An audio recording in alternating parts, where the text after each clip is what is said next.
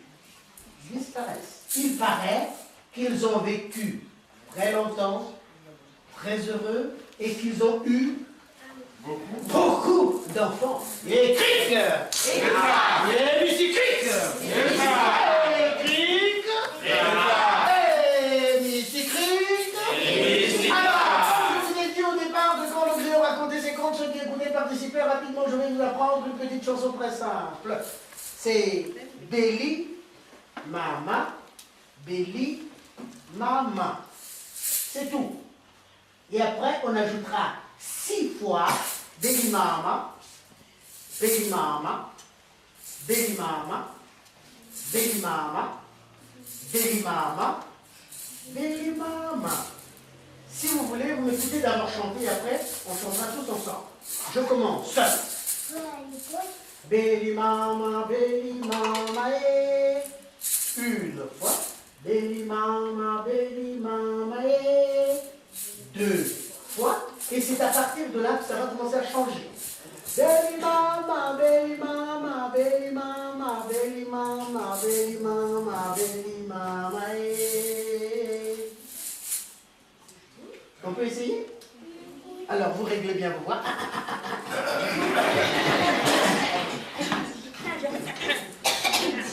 Béli Mama, Béli Mama, on y va. Béli Mama, Béli Mama, une fois. Béli Mama, deux fois. Béli Mama, Béli Mama, Béli Mama, Béli Mama, Béli Mama, Béli Mama. Alors, comme ça marche bien, vous allez chanter en tapant les mains et moi, je vais vous accompagner au djembé.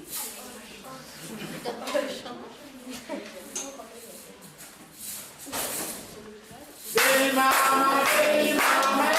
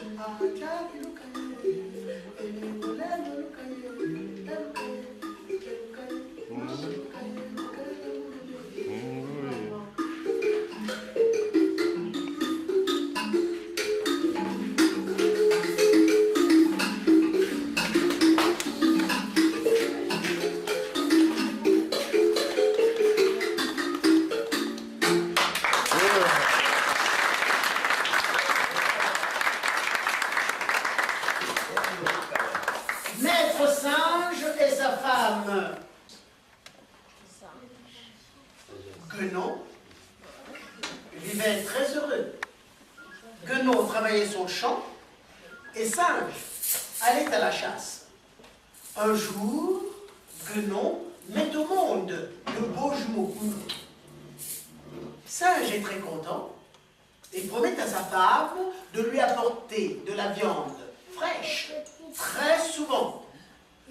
Mais malheureusement, le gibier devient rare. et les enfants commencent à mourir de faim. Pour ne pas manquer à sa promesse, Singe décide d'aller de l'autre côté de la rivière, car, paraît-il, on y trouve énormément de gibier. Il arrive au bord de la rivière, s'assoit et réfléchit.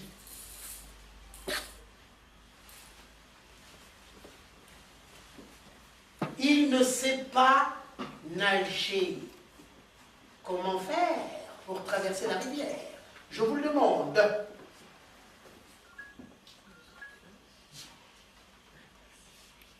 Comment va-t-il faire pour traverser la rivière?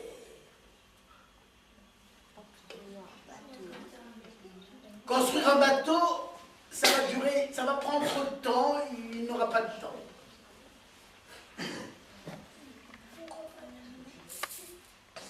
Oui? N'ayez pas peur, c'est entre nous. Qui c'est qui a parlé là? Un animal, mais lequel?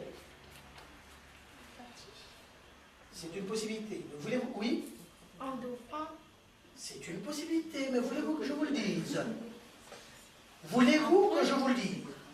Oui. Voulez-vous que je vous le dise? Oui. Voulez-vous que je vous le dise? Oui.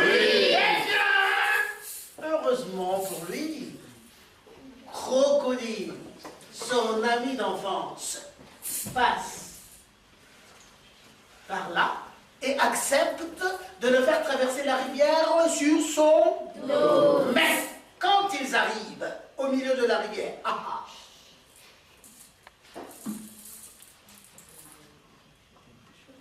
Singe remarque que Crocodile pleure.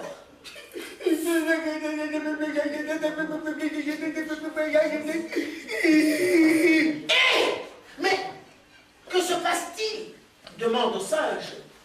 Ma femme est en train de mourir, répond le crocodile. Et le médecin m'a dit qu'il faut qu'elle mange le cœur d'un singe pour pouvoir guérir.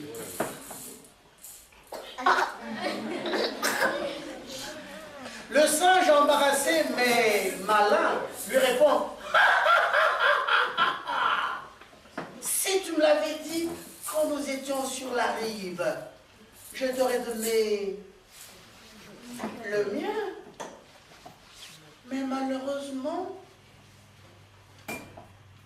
je l'ai caché dans un arbre. Alors si tu veux, retournons là-bas et je te le donnerai. Crocodile naïf fait demi-tour. Mais quand ils arrivent près du bord, Singe saute à terre et disparaît, heureux d'être sain et sauf. Et cric! Et musique cric! Et musique cric!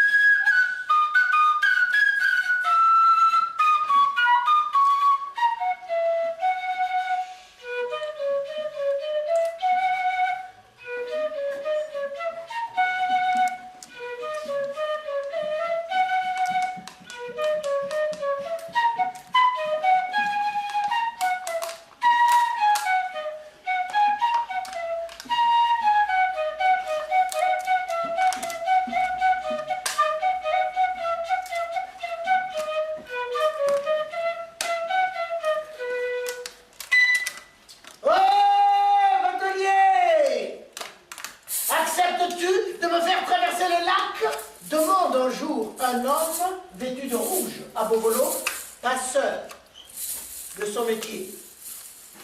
Étranger!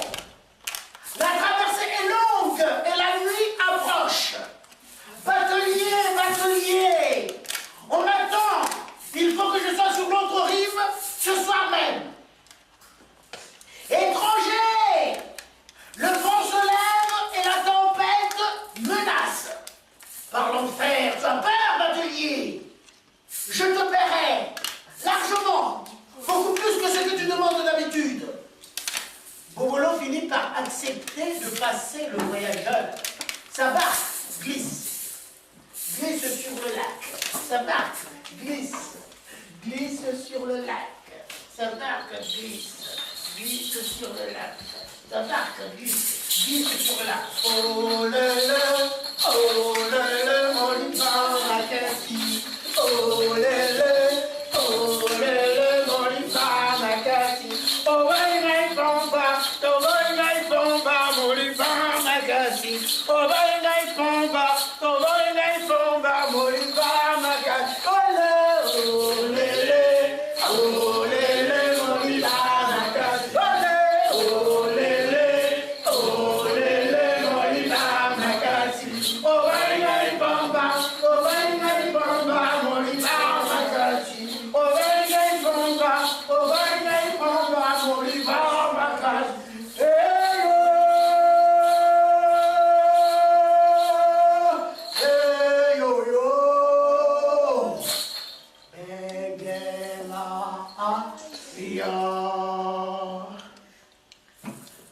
passagers, dit Bobolo, le poids de ta cassette fait pencher mon bateau. Que transportes-tu donc là-dedans? Tu es bien curieux, bataillé, dit l'homme rouge dont les yeux brillent comme des braises. La curiosité est un vilain défaut, mais la perfection n'est pas de ce monde. Sache que j'ai avec moi un véritable trésor. De l'or et des pierres précieuses en abondance. Cela ne te fait pas rêver? Bobolo n'ose pas répondre. L'homme rouge a une lueur mauvaise dans les yeux. Arrivé au milieu du lac, Bobolo cesse de ramer et il montre du doigt l'autre rive. Regarde, étranger, le soleil se couche déjà. L'homme rouge tourne la tête et alors, Bobolo l'assomme d'un grand coup de gaffe. En se penchant sur le corps, il s'aperçoit que les mains et les pieds de sa victime sont griffus. Le passeur frissonne. Il jette son passager par-dessus bord. Le voilà en possession d'une fortune. Il fait demi-tour et rentre chez lui. Oh là là, mon liba makasi. Oh là là, mon liba makasi. Oh bangay pomba, mon liba makasi. Oh bangay pomba, mon liba makasi. Oh lele, mon liba makasi. Oh lele, mon liba makasi. Oh bangay pomba, mon liba makasi. Oh bangay pomba, mon liba makasi. Hey yo, hey yo yo, Bengela, ya. La nuit, le sommeil de Bobolo est troublé par d'affreux cauchemars. Sa victime lui apparaît dégoûtante d'eau et riant aux éclats.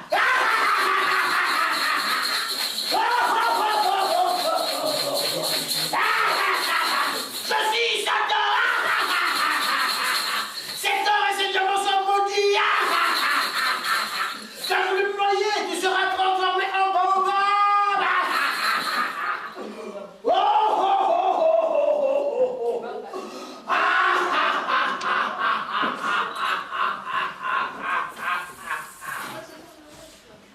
Le lendemain matin, un énorme baobab avait poussé dans la cour de la maison de Bobolo. Et le passeur avait disparu. Oh, lélé.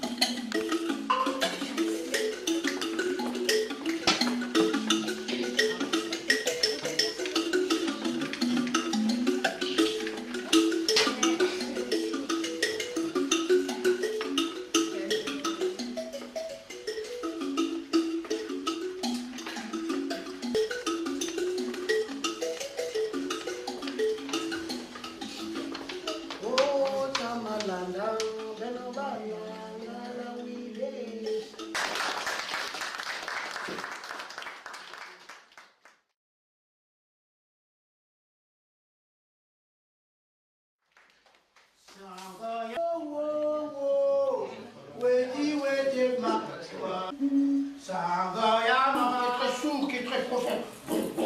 Alors qu'ici, c'est préférable que le son, que la peau soit ventrale. Et il y a des petites techniques pour obtenir les sons. Au bord, ce sont des sons aigus. Au milieu, la main creusée, des sons graves. D'accord? Aigus. Au milieu, je creuse la main. Et on fait la combinaison. Puisque j'ai deux mains, je peux aller avec les deux mains, comme ça. Et je passe. Et il faut que je sois un peu assis pour que ça soit plus évident. D'accord? Aigu sur le bord, grave au milieu. D'accord? Et les deux mains. Hein? Creuser au milieu.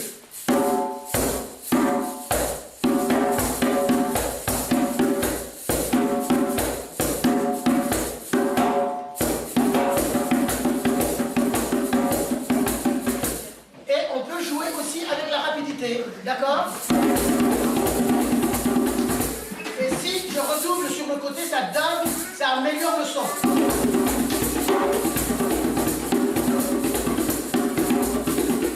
D'accord? Alors, ça c'est le GP. Ensuite, ici, j'ai joué cet instrument qui s'appelle le tambour d'eau. À l'intérieur de la grande moitié de calebasse, il y a de l'eau. On retourne la plus petite moitié, comme ceci, qui va flotter dessus. Et en tapant avec une maillotche, on obtient un son comme si on avait un instrument à membrane. Ça fait ça. Et on peut aussi accorder l'instrument en appuyant davantage la petite calebasse. Ça va me donner un son aigu. Voilà. Tambour d'eau. D'accord? Alors, et après... j'ai joué cet instrument, c'est une noix de coco, et ici, ça va être une cloche avec battant intérieur. C'est fabriqué par moi, donc en sortant d'ici, vous êtes aussi capable de faire la même chose. À l'intérieur, il y a un petit battant. Je ne suis pas obligé d'avoir un bout de bois, je connais l'instrument pour produire le son. Je secoue simplement mon chose. Une noix de coco. Donc vous avez ici, cloche avec battant intérieur. Avec toujours la noix de coco, ici, j'ai l'ocarina, un instrument avant. J'ai vidé ma noix de coco, j'ai bien nettoyé, et ça m'a laissé un trou, et je souffle, ça me donne un certain son.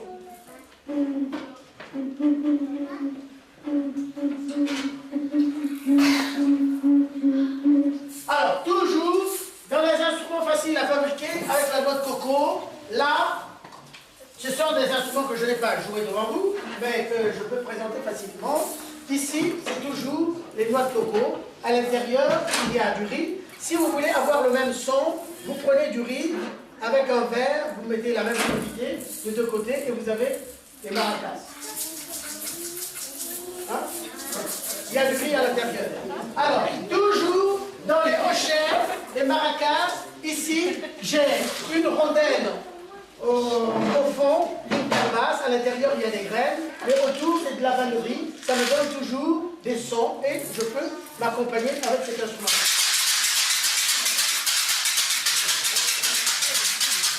Voilà, alors, toujours avec la vannerie, cette fois-ci à l'intérieur il y a les capsules de bouteilles, à l'intérieur ça donne donc un son métallique. Des hochets, hein, des maracas. Toujours pour les maracas, ici, avec des boîtes de lait concentrées, on peut jongler.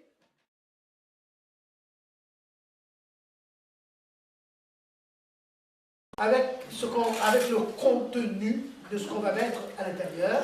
Vous faites des petits trous ou ne pas faire de petits trous, mais ici pour faire sortir le son, c'est mieux de faire des petits trous avec un clou, un marteau. Vous videz quand même votre boîte, il y a du lait à l'intérieur, et ici il y a un son, là un autre son. Tout dépend du matériau que vous devez mettre à l'intérieur. D'accord? Hein? Bon. Alors ensuite, il y a celui-ci, cette fois-ci, c'est un axe. C'est pas plein, ce sont des noyaux qui s'entrechoquent et ça me donne toujours des rochers. En Afrique, souvent, les musiciens ou les danseurs s'accompagnent tout seuls en ayant un instrument à la main.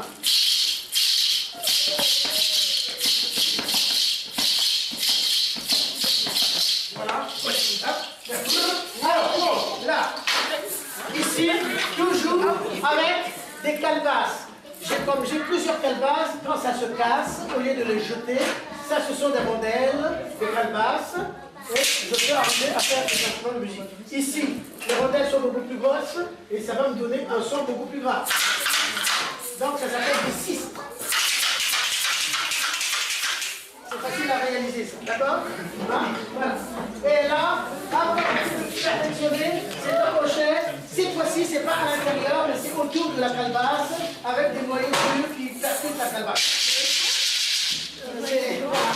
Et là, normalement, toujours pour les calebasses, j'ai un instrument qui s'appelle le balafon, mais qu'on appelle le xylophone. En dessous, ce sont des calebasses qui me servent de caisse de résonance. Et pour jouer l'instrument, on a ces deux baguettes qu'on appelle des maillotches. Au-dessus, il y a des lamelles en bois très dur. L'instrument est accordé avec la gamme toujours de 5 notes.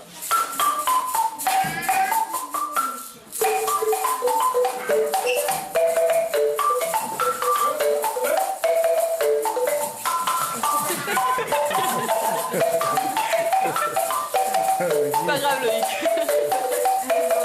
Voilà, le balafon.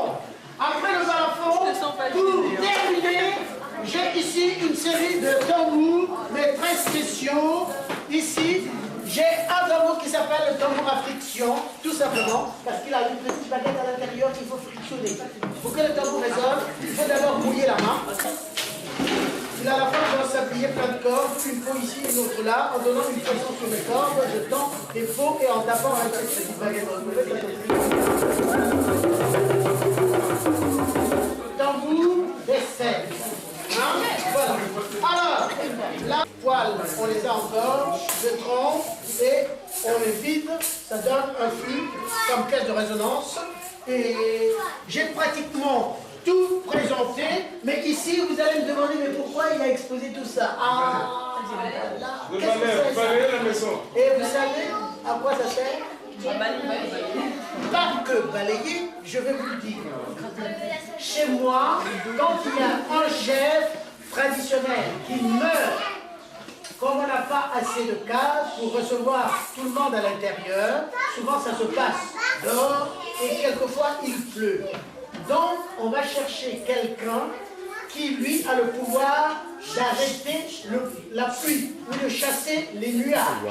Donc c'est avec ça qu'il chasse les nuages. Mais il faut qu'il soit le dernier du ventre de sa mère puisqu'il a été capable, comme le plombier, à fermer le ventre de sa mère, donc il sera aussi capable d'arrêter la pluie.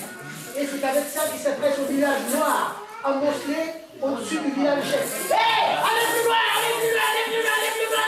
Et vous allez voir tous les nuages noirs vont déplacer. Vous allez le voir plus loin et laisser le village chef tranquille. J'ai terminé ma présentation, je vous remercie de m'avoir prêté vos oreilles.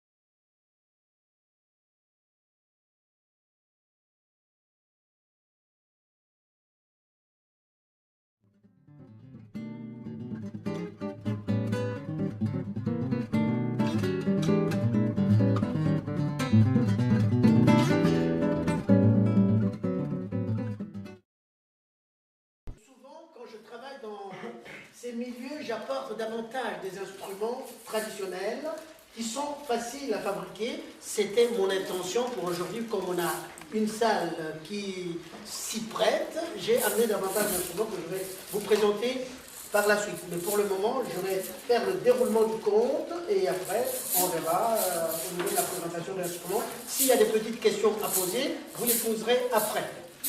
Et le spectacle commence.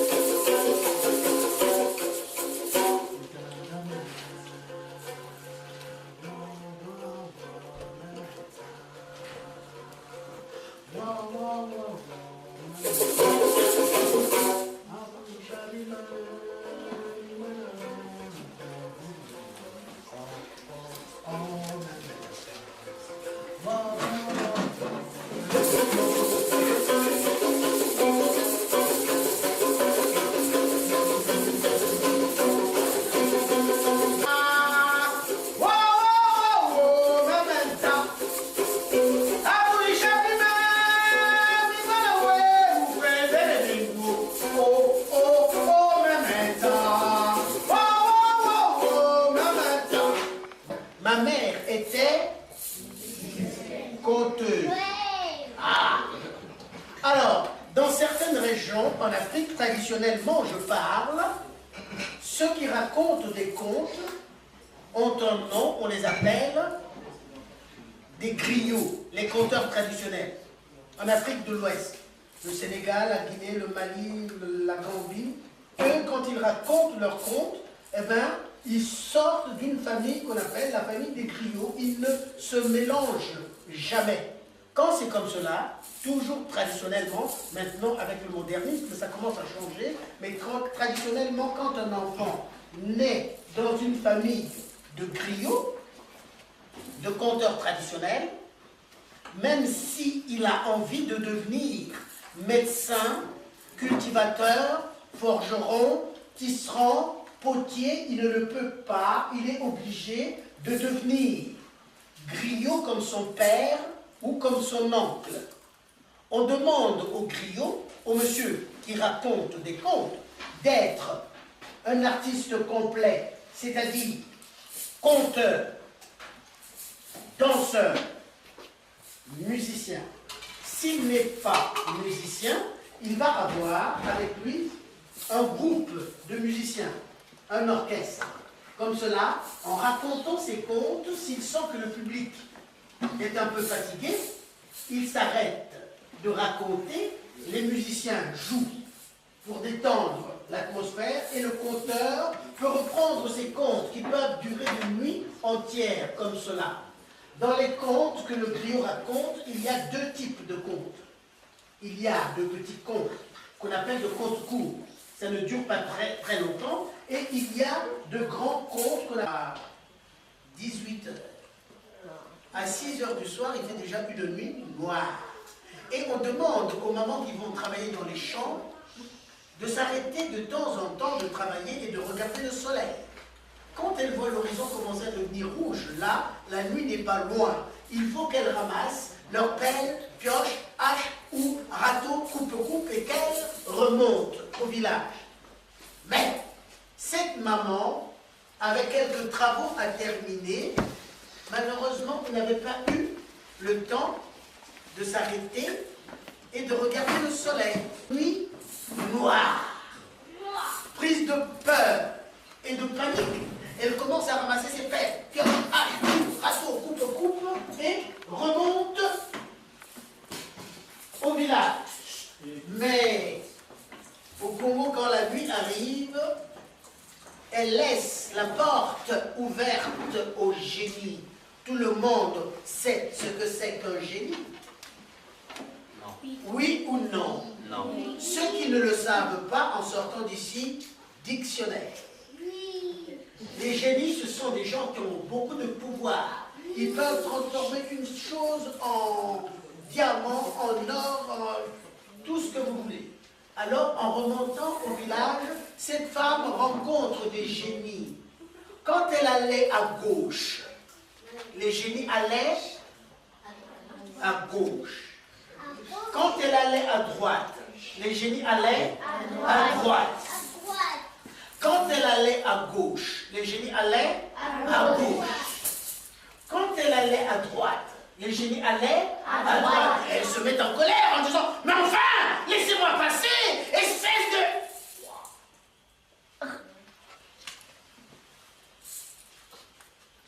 Les génies ont dit « Ah bon? Tu nous as traités de pouilleux? Eh bien, tu vas voir ça.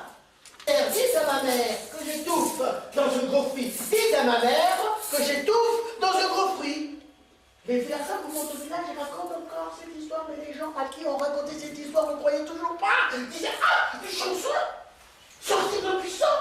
Oh, oh, oh, oh, oh. »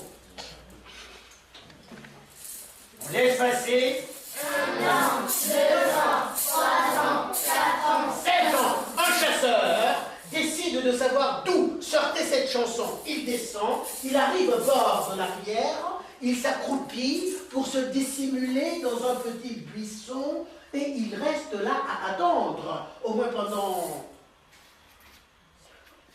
10 ans. Et il attend. Il attend, il attend, il attend, il attend, il attend, il attend, il attend, il attend.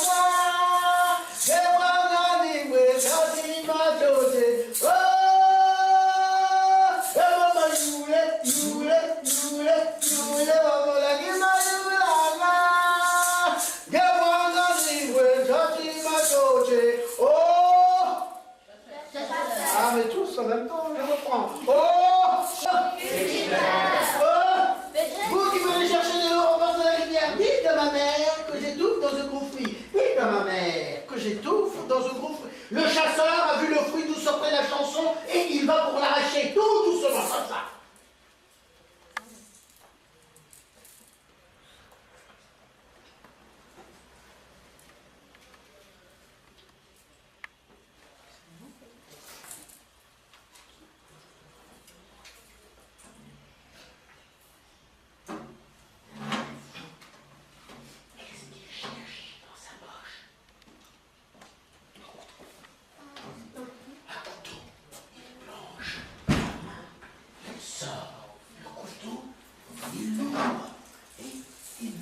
Détacher le fruit tout doucement, comme ça.